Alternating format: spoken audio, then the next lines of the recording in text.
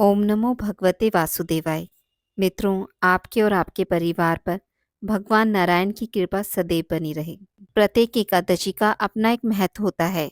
हर माह में 2 एकादशी पड़ती हैं और साल में 24। हालांकि प्रत्येक तीसरे वर्ष अधिक मास होने से 2 एकादशियां जुड़कर ये कुल 26 हो जाती हैं और हर एकादशी बेहद खास होती है। एक एकादशी तिथि शुक्ल पक्ष में आती है और दूसरी कृष्ण पक्ष में आती है। शास्त्रों में इस दिन को पुण्यदायी माना गया है। कहा जाता है इस दिन व्रत रखने से जीवन के कई संकट टल जाते हैं और कई परेशानियों से निजात मिलती है। अगर आज आप दान और पुण्य करते हैं तो आपको जीवन में कभी आर्थिक रूप से परेशान नहीं होना पड़ता है। हर वर्ष पोष माह में कृष्ण पक्ष की एकादशी तिथि को सफला एकादशी के रूप में मनाया जाता है। सफला एकादशी तो अपने नाम के अनुसार ही भक्तों के सभी कार्यों को सफल एवं पूर्ण करने वाली है। धर्म ग्रंथों में इस एकादशी के बारे में कहा गया है कि हजारों वर्षों तक तपस्या करने से जिस पुण्य फल की प्राप्ति होती है वह पुण्य भक्ति पूर्वक रात्रि जागरण सहित सफला एकादशी का व्रत करने से मिलता है। इस दिन मंदिर एवं तुलसी जी के नीचे दीपदान करने का भी बहुत महत्व बताया गया है। धर्म ग्रंथों में सफला एकादशी एक ऐसे दिन के रूप में वर्णित है जिस व्रत से प्राणी के सारे दुख समाप्त होते हैं और भाग्य खुल जाता है। इस एकादशी का व्रत रखने से मनुष्य की समस्त मनोकामनाएं पूरी होती हैं। इस दिन सुबह स्नान कर कर स्वच्छ हो जाएं।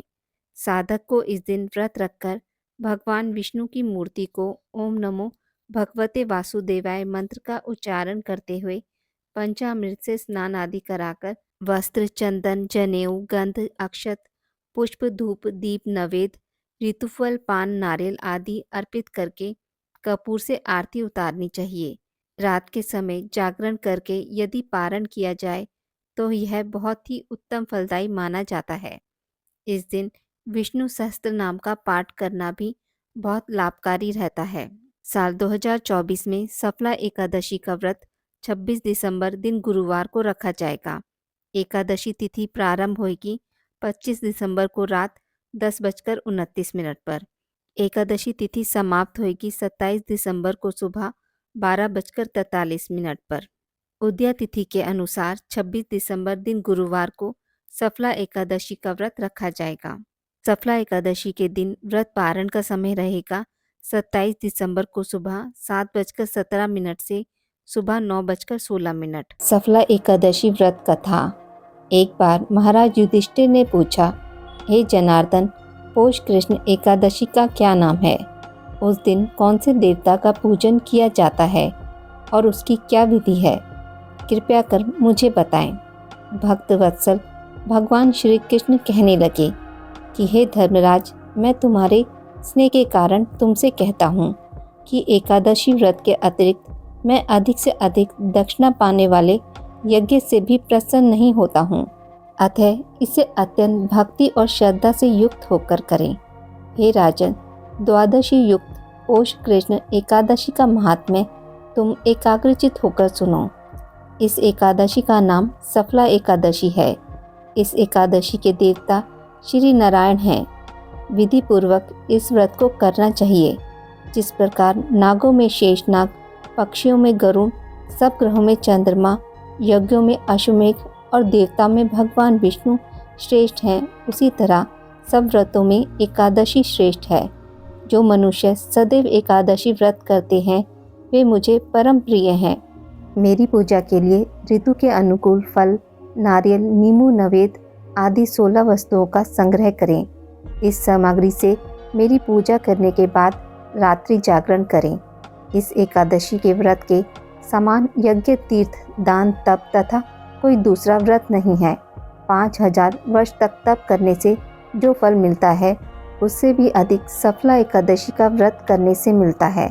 हे राजन, अब आप इस एकादशी की कथा सुनिए। चंपावती नगरी में एक महिष्मान नाम का राजा राज्य करता था। उसके 4 पुत्र थे। उन सबसे डुम्भक नाम वाला बड़ा राजपुत्र महापापी था।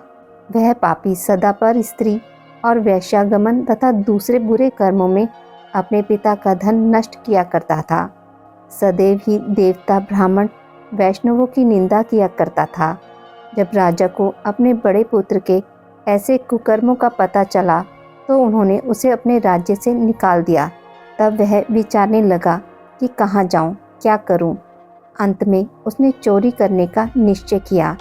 दिन में वह वन में रहता और रात्रि को अपने पिता की नगरी में चोरी करता तथा प्रजा को तंग करने और उन्हें मारने का कुकर्म करता। कुछ समय पश्चात सारी नगरी भयभीत हो गई। वह वन में रहकर पशु आदि को मारकर खाने लगा। नागरिक और राज्य के कर्मचारी उसे पकड़ लेते, किंतु राजा के भय से छोड़ देते। वन में एक अति प्राचीन विशाल पीपल का वृक्ष था। लोग उसकी भगवान के समान पूजा करते थे। उसी वृक्ष के नीचे वह महापापी लुम्बक रहता था। इस वन को लोग देवताओं की क्रीड़ा स्थली मानते थे। कुछ समय पश्चात पौष कृष्ण की दशमी के दिन वह वस्त्रहीन होने के कारण शीत के चलते सारी रात्रि सो नहीं सका। उसके हाथ पैर अकड़ गए। सूर्योदय होते होते वह मूर्छित हो गया। दूसरे दिन एकादशी को मध्या के समय सूर्य की गर्मी पाकर उसकी मूर्छा दूर हुई। गिरता पड़ता वह भोजन की तलाश में निकला। पशुओं को मारने में वह समर्थ नहीं था, अतः पेड़ों के नीचे गिरे हुए फल उठाकर वापस उसी पीपल के वृक्ष के नीचे आ गया।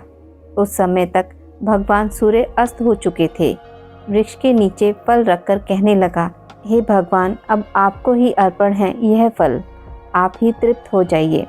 उस रात्रि को दुख के कारण रात्रि को भी नींद नहीं आई। उसके इस उपवास और जागरण से भगवान अत्यंत प्रसन्न हो गए और उसके सारे पाप नष्ट हो गए। दूसरे दिन प्रातः एक अति सुंदर घोड़ा अनेक सुंदर वस्तुओं से सजा हुआ उसके सामने आकर खड़ा हो गया। उसी समय आकाशवाणी हुई कि हे राजपुत्र, श्री नारायण की कृपा से तेरे पाप नष्ट हो गए हैं। अब तू अपने पिता के पास जाकर राज्य प्राप्त कर। ऐसी वाणी सुनकर वह अत्यंत प्रसन्न हुआ और दिव्य वस्त्र धारण करके भगवान आपकी जय हो कहकर अपने पिता के पास गया। उसके पिता ने प्रसन्न होकर उसे समस्त राज्य का भार सौंप दिया और वन का रास्ता लिया। अब लुम्बक शास्त्र अनुसार राज्य करने लगा। उसके स्त्री पुत्र आदि सारा कुटुंब भगवान नारायण का परम भक्त हो गया। वृद्ध होने पर वह भी अपने पुत्र को राज्यभार सौंपकर वन में तपस्या करने चला गया और अंत समय में वैकुंठ को प्राप्त हुआ। अतः जो मनुष्य इस परम पवित्र सफला एकादशी का व्रत करता है उसे अंत में मुक्ति मिलती है। जो नहीं करते वे पूंछ और सींगों से रहित पशुओं के समान हैं। इस सफला एकादशी के महात्म्य को पढ़ने से अथवा श्रवण करने से मनुष्य को अश्वमेघ यज्ञ का फल मिलता है। हृदय से बोलिए श्री नारायण भगवान की जय।